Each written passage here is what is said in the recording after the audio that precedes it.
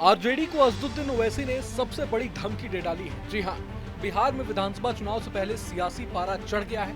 पटना में कांग्रेस ने आजादी के बाद पहली बार सीडब्ल्यूसी की बैठक की। कांग्रेस समेत राष्ट्रीय जनता दल और महागठबंधन की अन्य पार्टियों के नेता और अति पिछड़ा न्याय संकल्प कार्यक्रम में शामिल हुए। वहीं ऑल इंडिया मजलिस-ए-इत्तेहादुल मुस्लिमीन के प्रमुख असदुद्दीन ओवैसी भी बिहार में थे।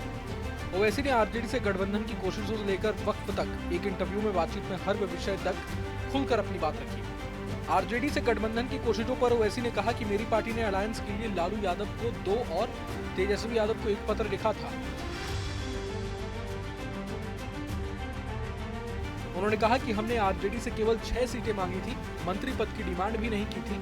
ओवैसी ने कहा कि 2020 में जीते 5 में से 4 विधायकों को आरजेडी ने छीन लिया था। इसके बावजूद हमने उनसे गठबंधन की पेशकश की।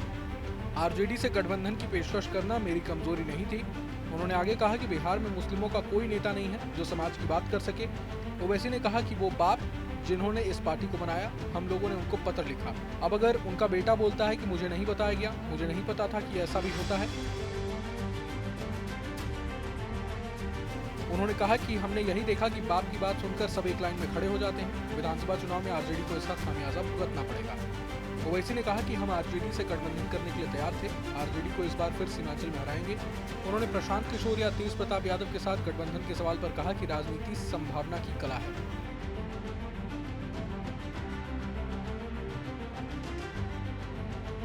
गठबंधन को लेकर फैसला मेरी पार्टी की बिहार इकाई लेगी। ओवैसी ने घुसपैठियों के मुद्दे पर कहा कि ये मुद्दा सीमांचल की आवाम को बेइज्जत करने, ट्रक की सुई उनकी ओर घुमाने के लिए उठाया जा रहा है। हम इसकी निंदा करते हैं। उन्होंने कहा कि अगर सीमांचल में घुसपैठिए हैं तो उनको निकाला क्यों नहीं जा रहा? घुसपैठिया बैठे हैं तो कितनों को पकड़ा गया है और कितनों के खिलाफ केस चल रहा है? केंद्र सरकार को ये बताना चाहिए।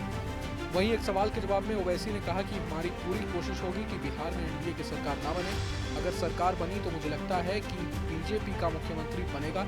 उन्होंने नीतीश कुमार की सरकार में जबरदस्त भ्रष्टाचार का दावा करते हुए कहा कि बिहार भ्रष्टाचार का एपिसेंटर बन चुका है। ओवैसी ने वक्फ कानून को लेकर कहा कि बीजेपी वक्फ को खत्म करके रख देगी। बहरहाल पूरे मसले को लेकर आप क्या कुछ सोचते हैं हमें कमेंट बॉक्स में जरूर बताएं। अगर आपको ये वीडियो पसंद आए तो लाइक करें और चैनल को जरूर सब्सक्राइब करें।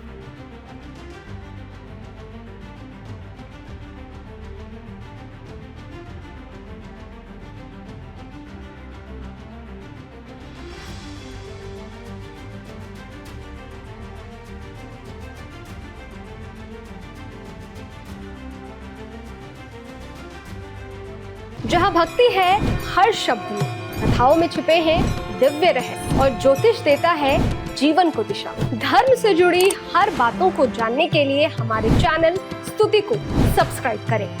चैनल पर जाने के लिए इस लिंक पर क्लिक करें।